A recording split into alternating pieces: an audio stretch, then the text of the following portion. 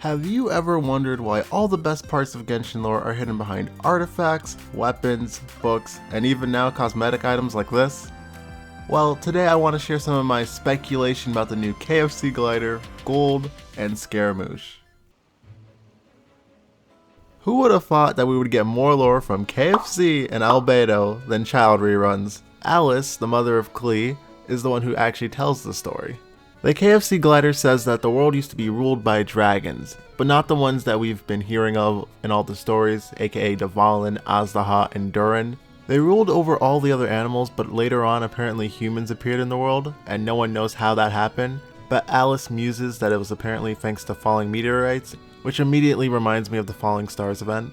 Apparently the dragons became extinct because their dragon meat was too finger-licking good, and in order to commemorate their great extinction, the KFC glider was born. Alice, who obtained the wings of Festering from another world, recolored it to suit her family's color, which is red. The original color of the glider was blue and white, and she ended up leaving it at home with Klee. While she was leaving, she said this: "Teyvat's borders have grown fragile these past 2 years. Looks like mommy's gonna have to get busy." There are two things I find interesting out of all of this. One, that the dragons used to rule over Teyvat, which means we might get Geovishap enemies in the future who have a personal grudge against us, seeing as they're just a different type of dragon. And two, that the border around Teyvat exists and is getting weaker. I guess that fake sky isn't just for show.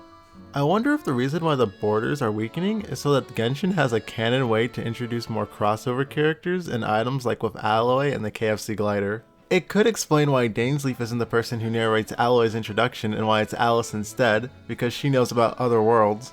And I think it's safe to say that she'll probably be the one to announce every new character that comes from a crossover. Now that I think about it, Alice is also the one who introduced the concept of idols to Barbara in order to try and make a Teyvat idols group of a girl from each nation, when it previously didn't exist at all. So because Alice isn't coming anytime soon probably, there is one other character we can ask about other worlds in comparison to Teyvat. And to be honest, I forget that they can talk.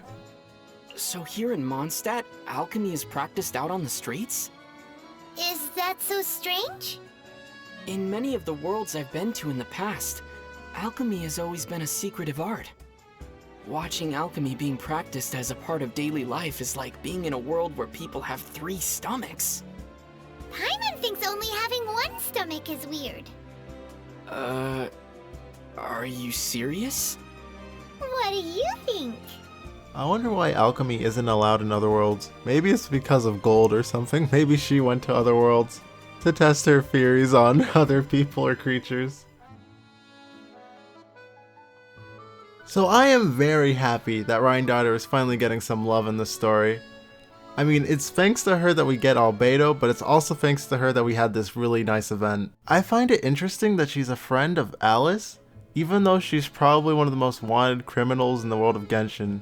We all assume that she has some part to play for the fall of Khaenri'ah, but it's also interesting that she hasn't been caught yet. You would think that the gods of Celestia would be able to catch her, seeing as she's only human, but I guess not. When she left Albedo, she ended up leaving him with a note that said to find the truth of the meaning of Teyvat, and so I wonder if she already knows the meaning of Teyvat and the truth behind it. So what else do we know about Gold? In the book Breeze Amidst the Forest, we find out that the alchemist known as Gold created an army of shadowy monsters with uncanny powers. She created the monsters using the art of Chemia, which she practiced in Khaenri'ah, and she also classified her creations under different categories. The ones we know so far are the Rift Hounds, Durins, and, well, Albedo. The latter of which is the greatest works of all, of course. And we can see a lot of her creations all over the place in Teyvat. For example, there are some failed experiments like the Golden Wolf Lord, who was unintentionally created and ended up becoming more obsessed with invading worlds that it doesn't belong to. It's also interesting that the Black Wolf Lord has the same black star that Paimon does on the top of its head. It could mean that Paimon is also a created being, but who knows?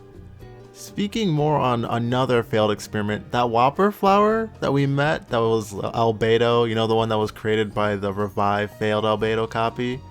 That one reminds me of when rumors about Albedo first coming out said that he was going to be a cryo catalyst. So part of me thinks that this is just a fun way for the devs to show the process of eliminating different types of characters and choosing what kind of elements they get behind the scene. Anyways, Gold actually tells us about the third Albedo. We find out in the description for the Cinnabar Spindle that Albedo's abandoned brother, known as the One-Horned White Horse, could not accomplish what Gold wanted, and thus it was up to Albedo to accomplish the task. It almost sounds like a plea for help from Gold to change the destiny of her and her creations, or maybe more so like a caring mother not wanting her children to be destroyed for her mistakes, if any. I really did love the scene where Albedo confronts the failed primordial human project, and I like how he sympathizes with him, saying that if the shoe was on the other foot, he would do the same thing. Though I do wish that we also knew how he ended up in the dragon's belly. That would be a little nice to know. So just as Gold created Albedo and A created Scaramouche, they kind of have similar backgrounds in a weird way, though very different creation methods. Now, Scaramouche may have left us and took the Gnosis with him, but thanks to the Husk of Opulent Dreams, we actually know more about him. Scaramouche was created by A as a vessel to hold the Gnosis, or well, a heart. But A thought he was too much of a crybaby to give it to him, so instead she made the Raiden Shogun and put the failed prototype to rest. Thankfully not in a dragon's belly, unlike someone we know, because we know what kinds of problems that has caused. Eventually, he wakes up, he betrays the Fatui, he takes back the Gnosis that was made to be his, so he can fill the hole in his heart, only to realize that it did not contain any blessings, but was instead sacrifice brimming with selfishness, hypocrisy, cunning, and curses, all wrapped in an ambial husk. So basically, he achieved what he wanted the most, and it sucked. Now that he realizes this, I think it's possible that he might change for the better, and even though I like to joke about him not being playable because he has a big hat, I'm starting to think that he might actually be a playable character, especially with how much story and build-up he has, compared to everyone else. I like to call it the redemption arc. He did kill Tepe though, and I'm sure there's people that probably don't want that to happen. They want a good villain to stay a villain, but I think he has a chance. I hope you found my research as informative as I did.